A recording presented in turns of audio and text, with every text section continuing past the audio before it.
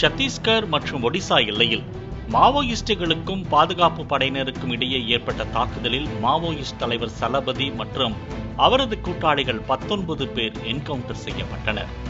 யார் இந்த சலபதி? 10 வருட தலைமறைவுக்கு சிக்கலாக ஒரு செல்ஃபி போட்டோ மாறியது எப்படி என்பது குறித்து விளக்குகிறது இந்த செய்தி தொகுப்பு. ஆந்திர பிரதேசத்தில் உள்ள சித்தூர் மாவட்டம் மதனப்பள்ளி பகுதியில் பிறந்த ஜெயராம் பின்னாளில் சலபதி என்று அழைக்கப்பட்டார்.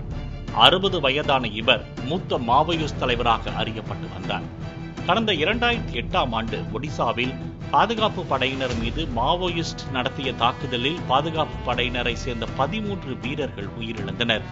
தாக்குதலுக்கு முக்கிய காரணமாக செயல்பட்ட ஜெயராம் பற்றிய தகவல் கொடுத்தால் 1 கோடி ரூபாய் தரப்படும் என்றும் அறிவிக்கப்பட்டது.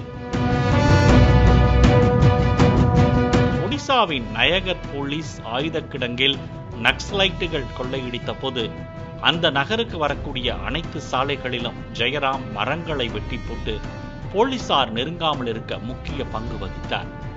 ஜெயராமின் புகைப்படம் எதுவும் இல்லாததால் அவரை பிடிப்பதில் போலீசாருக்கு சிக்கல் இருந்துள்ளது.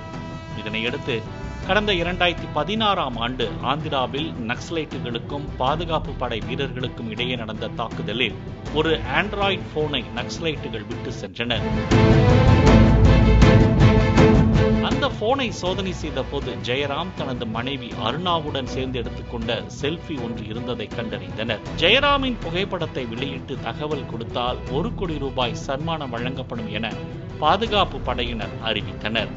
இதனைத் தொடர்ந்து ஜெயராம் 10 பேரின் பாதுகாப்பில் அடர்ந்த காட்டிற்குள் தலைமறைவாக இருந்து வந்துள்ளார்.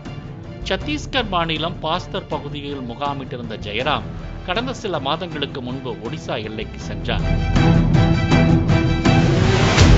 ஜெயராம் புகைப்படம் கிடைத்த பிறகு அவரை இலக்கு வைத்து பாதுகாப்பு படையினர் தாக்க ஆரம்பித்த நிலையில் ஒடிசா எல்லையில் பாதுகாப்பு படையினர் நடத்திய தாக்குதலில் ஜெயராம் மற்றும் அவரது கூட்டாளிகள் 19 பேர் என்கவுண்டர் செய்யப்பட்டனர்.